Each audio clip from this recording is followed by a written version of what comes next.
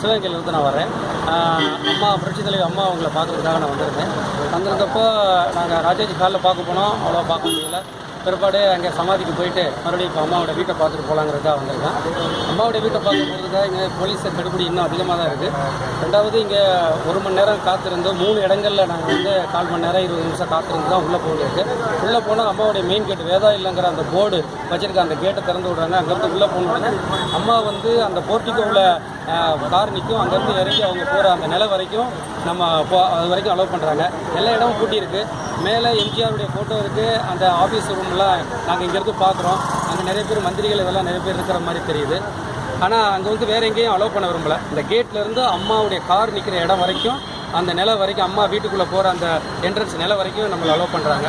அதுக்கப்புறம் அரசுக்கு என்ன கோரிக்கை வைக்கிறீங்க? இப்போ உள்ளே போய் பார்த்துட்டு வந்துருக்கிறீங்க, கெடுபிடி அதிகமாக இருக்குது. கெடுபிடி அதிகமாக இருக்குது. ரெண்டாவது என்னென்னா, இந்த வேதா நிலையத்தை வந்து ஒரு நினைவில்லமாக மாற்றணும்.